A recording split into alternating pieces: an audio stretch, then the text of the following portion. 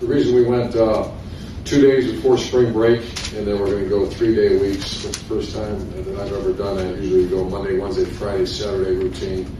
And we felt it was really important, especially this outfit, to get the 20-hour work week as often as we can. So we have a 20-hour work week this week. That means Monday, Wednesday, and Friday we get a significant amount of meeting time.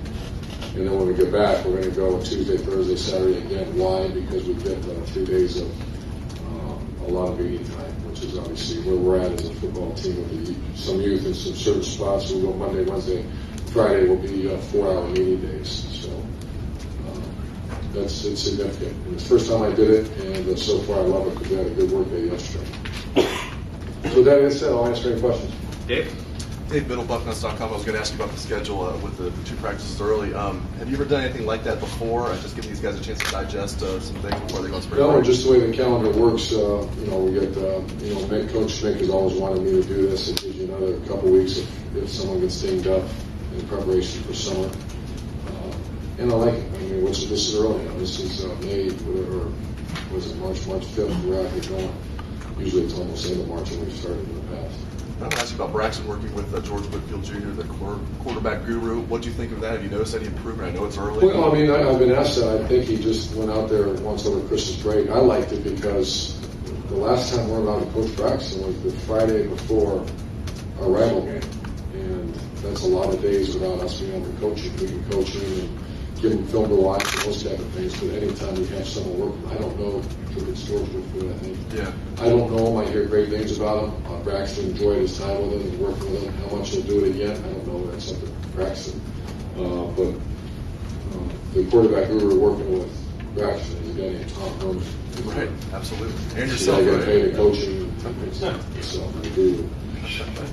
But no, I like the fact I hear great things about George. I think he's a hot guy. He has played for Coach Tressel at Youngstown State for a year. Played for Coach Tressel for a year at Youngstown State, then went to Tiffin. Yeah, he was a great guy. And I'm glad Braxton did it. Because once again, that's just now instead of sitting there playing video games or whatever, he's out working on fundamentals at quarterback play. So I love it.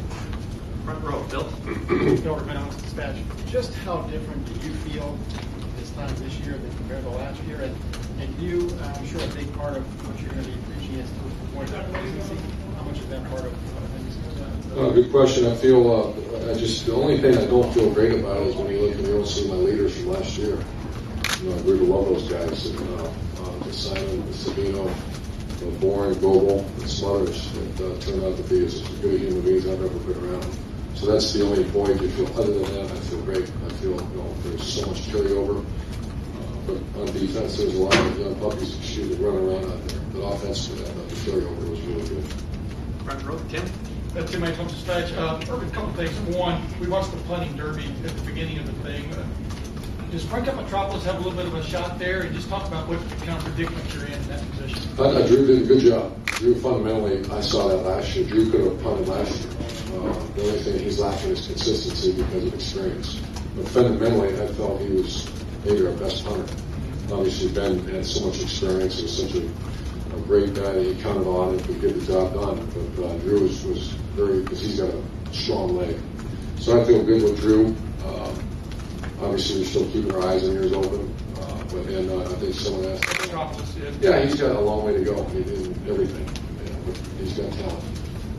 When you look at that defense, 7-star, I mean, a lot of people are pushing this team for national championship run next year, et cetera, like that. Just how paramount is it to find those kind of guys, 7 new starters on defense, and what that means to this team going into? Well, before you can say something, I'm using those 2 words that we don't use very often, is just play great defense and play to win. And in the first half of the season, we did not. Second half, we did. And I see the same thing you saw. However, I did see some young players flying around out there. I'm glad Roby came back. You feel stable in the back end. You feel like there's a sense of stability. I think once Shazier gets over his, I think it's sports injury, right? You'll feel a little sense of stability once he's in there. The area where you're going is the front guys. But there's some talent there. Front row, right. Austin Ward, ESPN.com. You just walked into my question a little bit. Is there a position that's more important for you to sort out these 15 workouts than defensive line right now? Front seven, I think backers fall into that same category, so front seven, because there's a bunch of new guys in there. Is that just, do you have to decide who can do it right now? Do you guys already have a general idea? Is it full competition in spring? How will you manage? I think it'd be good to talk to Coach Rabel and Coach Fickle. The way I said it, it's wide open. There's no set rotation yet. So they're all just trying to find their way. I think Noah Spence, just from what he did last year, is probably a leg up. Adolphus Washington's a leg up because he got to play a little bit last year, but there's a bunch of other guys that can be going. Steve Norwood's been there for a while. It's time to go play. And Tommy Shutt and Chris Carter, how much longer is he going to be here? Sometimes you can't redshirt anymore. I think you're going to redshirt once. You just say she's here for sports training? I think that's what he has. I just don't want to use. Before Tim just checked, I'm 99% sure that's what it is. Middle row, Kenny. Kenny Rhoda, ESPN Cleveland. Urban, what are maybe the two biggest things you want to accomplish between what started today and when you finish with that spring game? Well, one of our mantras is just grade the day, and that means every day is going to be graded. We're going to evaluate every day. And a guy like Roby comes out and has 2 picks, comes out and performs. He's 1 for 1. I'm going to grade him every day. Everybody's got big dreams, and we as a football team have some dreams. And so we're going to grade the day. And that means you either did your job or you did not. So that's the thing. Instead of scheme, instead of, we have a big saying around here, we don't grade it, we don't coach effort. We're going to coach fundamentals, we're going to coach specifics, which mean play specifics. But by now they better understand 4 to 6 seconds. So I liked it today. So that's what we're trying to do is just really shape, grade the day. Last year, coming into this, you were concerned about the receiver position. We look better today. I was going to ask, what do you think of today, and what do you think of the I think group? you guys are all out there, right? Yeah, we looked a lot better. Guys, I thought Braxton Miller had a heck of a day. A heck of a day. And, strong, but that's one day. So, grade the day, I think, unless I get the grade back, he didn't do well. I know he did. I was with him the entire day. And fundamentally, his footwork was not very good at times last year. I thought he was outstanding today. That helped the receivers? What's that? That helped the receivers, you think? No, I think it's just all together.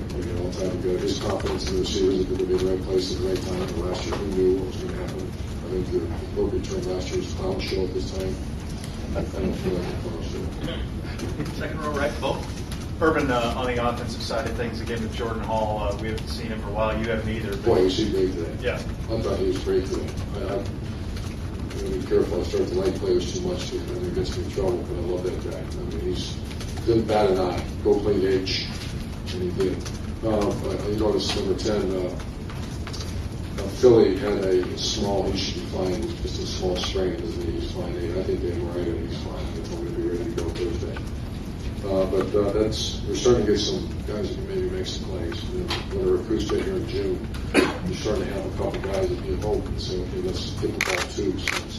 And Devin Smith had a good day as well. Yeah, certainly. Is this what you envisioned for Jordan last year? Yeah. I didn't know he was going to do his good catch today. I'm sure you guys saw the one. That was a tough catch down the middle of the field. And we call it competitive excellence around here. I mean, he might go the rest of the spring and not have that shot again. You can't script that and say, okay, scramble, make a play, and with someone draped all over him, and to see him go up and go make a play. I'm really excited about his future. I think that's best for his future, too. Back row, right, Clay. Coach, do you still have hope for Curtis Grant, and how much focus is on him right now? A lot, and I can't tell you on the grade today how he did. It looked pretty good to me, but once again, on the grade, I'll let you know. But do we still have hope? Absolutely, yes. If he doesn't make it, well, right now, Josh Perry's in there because we're playing a lot of nickel. When you look at our schedule, we're going to be a lot of nickel. So Josh is running with the Mike. Your Will be David Perkins running with the ones, but our Will's going to be Shazier. And we're still looking at Cam Williams, with Roberts, and a couple freshmen popping in here. Far left front, Doug. Urban, you guys have that banner that says the chase hanging in there, something that at the end of the funnel. What is that saying, and what does that mean to you in this team? Well, it's within the team, but we're all chasing something. And we're 15 practices behind a lot of teams. As a matter of fact, every team we played in the bowl game last year, so the chase is on. And some guys are chasing starting positions, some guys are chasing bowl games, some guys are chasing NFL contracts. And we've designed that whole area down there. That's their football specific area. If you notice, there's all kinds of equipment down there. we can't go in there at times to do it. They can go in on their own. And so you see sleds in there, you'll see a lot of other equipment that's in there, and that's their chase. They're chasing their dream, whatever they're chasing, and they can accomplish it down there. The great thing about Monday with the best facilities in college football, where you have the weight room, everybody trains, it works. You walk 5 yards, you're out, you're in the chase area, and that is position-specific football work. So that's it.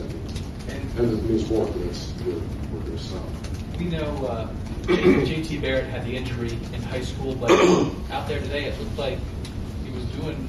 Yeah, just be cautious. He had ACL surgery. Great kid, does everything right. We have 3 ACLs right now. You have Najee, you have Bogart, and you have him. And they're all coming along very well. Just being very cautious, which is smart. Two more questions. Back row left, Milan. Milan Jordan, 97.1 fan. Urban, last year the offensive line made huge progress during spring practice. Is there a group this year that you're looking forward to seeing if they can make a similar practice? Linebackers. And is that after the position battles that you're looking most forward to seeing how they play out? And the grade the days, I'm curious to see how we do that. We're going to grade them real hard, and a lot of time and focus we spend on it. If we put together a good D-line and linebackers, I think we'll have a good team. If not, we won't. It's pretty simple. Back row middle, last question, Jared. Urban, Jared Small, NBC4. I wanted to ask you, but you're so much of you talk a lot about rewarding players for their effort. So these guys work meticulously through the winter, lifting weights, running, all that. So does that materialize when they get to spring ball? For example, David Perkins, we saw a lot today, Tyvis Powell, who we haven't seen a lot of previously. Are those maybe examples of guys who put forth? Yep. We have Champions Dinner on Wednesday night, which is a reward for the first quarter. Every quarter we have a Champions Dinner, and Coach Mick will we grade players. We spent a couple hours on it today through every player on the team, and certain kids will eat steaks and other ones won't. That's our Champions Dinner. Certain guys will get a nice T-shirt that says Champions Club, other guys won't. And certain guys get a chance to compete in 2 deep, and other guys won't. And it's all, as you put it, rewarding. Absolutely everything is a reward-based program. How was it the nickelback? What's that? How was it? Tyvis was playing nickel. And he earned that right in the offseason. He didn't earn that last season. But that wasn't because of great effort in September, because he didn't have great effort in September. In January, February, I really like him, by the way. I mean, he's a 6'2" guy that's done everything right and trying. I call him, who's going to be the Fraggle? I met with our players, too. Who's going to Fraggle? We're going to call it Fraggle Award. He was a very below-average football player. Turned out to be a very good player for the Ohio State University undefeated season. Who's going to be the Fraggle? Tyvis Powell's a name. You got a bunch of D-linemen that are trying. You got Chase Ferris and Tyler Decker. You got Jordan Hall. Who's going to be that guy that's going to come out of, I shouldn't say Jordan Hall, but who's going to be that guy come out of nowhere to be a guy to make a step? Thanks, guys. Thanks for being here. Thanks, guys.